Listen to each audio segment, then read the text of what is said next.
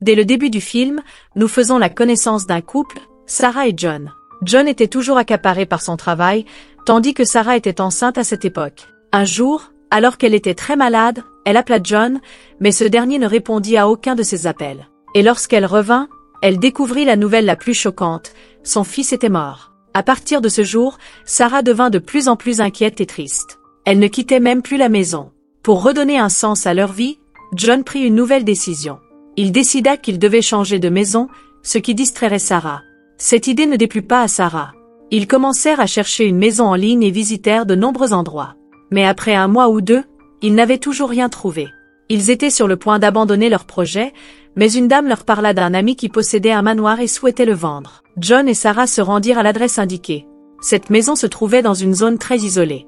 Dès qu'ils la virent, ils eurent une étrange sensation, comme si la maison était hantée. Mais en entrant, ils furent stupéfaits, ce n'était pas une simple maison, c'était un véritable manoir, un palais magnifique. À leur retour, ils rencontrèrent la propriétaire, Amy, qui leur fit visiter les lieux. Elle leur expliqua que la maison avait été construite en 1980 et qu'il avait fallu environ 20 ans pour la rénover. Tout ici en témoignait. Sarah eut l'impression que cette maison était celle de ses rêves. Tout y était parfait. Ils continuèrent à discuter, et Amy leur prépara le déjeuner. Pendant le repas, elle leur demanda pourquoi ils voulaient vivre dans un endroit aussi isolé. Sarah répondit qu'ils avaient traversé de nombreuses difficultés et souhaitaient simplement commencer une nouvelle vie dans un lieu isolé. En entendant cela, Amy leur dit que c'était une bonne chose et leur proposa de rester dans la maison pendant un jour ou deux pour discuter de la vente plus tard. Enthousiastes, ils décidèrent de rester. Amy leur donna une seule instruction, ne jamais ouvrir la porte du sous-sol. Ils passèrent la nuit sur place.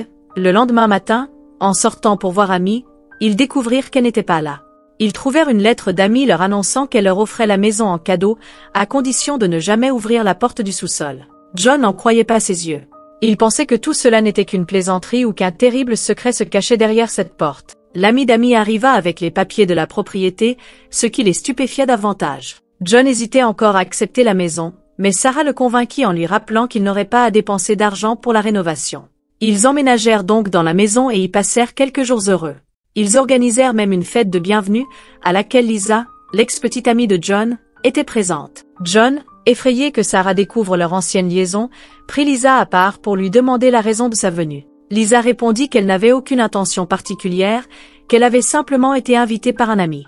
Mais avant que John puisse en dire davantage, il entendit la voix terrifiée de Sarah venant de l'extérieur. Il se précipita dehors. Il vit que des inconnus se tenaient à l'extérieur avec des bouteilles d'essence. Ils menaçaient de brûler la maison. John était également terrifié. Puis ils dirent, « Quittez cette maison dignement. Si vous ne partez pas, nous brûlerons cette maison. » C'était vraiment très perturbant. Mais pour l'instant, les hommes étaient partis. Le lendemain, lorsque John se rendit au bureau, il découvrit une autre surprise. Dans sa colère, Lisa avait déposé un faux rapport contre lui. À cause de cela, il fut suspendu.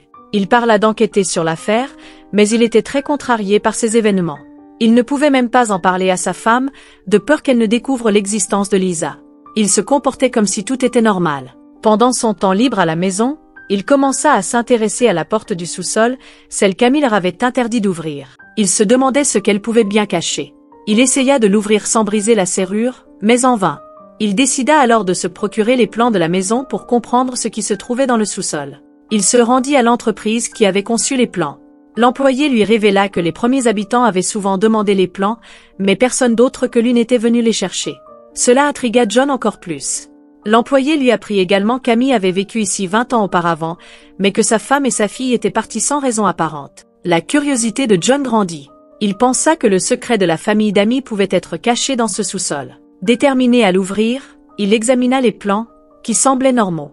Il parvint à ouvrir la serrure du sous-sol. À l'intérieur, tout semblait normal, jusqu'à ce qu'il découvre une cave sous le plancher. En soulevant les planches, il réalisa qu'il se trouvait sous la maison de Sarah. Il referma précipitamment le sous-sol et reprit ses activités normales pour que Sarah ne se doute de rien. Cette nuit-là, John reçut un appel de Lisa. Elle le menaçait et exigeait de le voir. John accepta de la rencontrer le lendemain pour clarifier le malentendu au bureau. Mais Lisa, furieuse, décida de se venger en révélant à Sarah la trahison de John. Le lendemain, Sarah, malade, soupçonnait une grossesse. En ramassant son téléphone tombé, elle découvrit les plans de la maison et comprit que John enquêtait sur le sous-sol. Elle décida d'y descendre à son tour. Pendant ce temps, Lisa entra dans la maison, découvrit le test de grossesse de Sarah et devint jalouse. Lorsque Sarah remonta, elle trouva la porte d'entrée ouverte et la referma sans se douter de la présence de Lisa. En rentrant, John vit la voiture de Lisa s'éloigner et la suivit, en vain. À son retour, Sarah l'attendait pour lui demander pourquoi il avait ouvert le sous-sol. John mentit, affirmant n'avoir rien trouvé. Il ne révéla pas la découverte de la cave sous le plancher, heureusement scellée à temps. Ici, Sarah lui annonça également une bonne nouvelle, ils allaient devenir parents à nouveau. En entendant cela, John fut très heureux. Peut-être que la douleur de la perte de leur premier fils allait s'atténuer. Après cette nouvelle, John reçut également une bonne nouvelle de son bureau. Les accusations portées par Lisa contre lui avaient été levées, car l'enquête n'avait rien trouvé de compromettant à son encontre. John se sentit soulagé et sa vie retrouva un semblant de normalité. Un nouveau membre allait bientôt rejoindre leur famille. John décida d'aménager une chambre pour le bébé. Pendant les préparatifs, il découvrit un trou dans le mur derrière une étagère. Une balle était logée dans ce trou, faisant partie de l'ancienne collection d'Amy. John comprit alors qu'Amy avait probablement assassiné sa famille et caché les corps dans le sous-sol, expliquant pourquoi elle leur avait interdit de l'ouvrir. Il partagea cette découverte avec Sarah. Soudain, on frappa à la porte. Des policiers se tenaient à l'extérieur, apportant une nouvelle choquante. Lisa avait été assassinée, sa voiture retrouvée dans la forêt.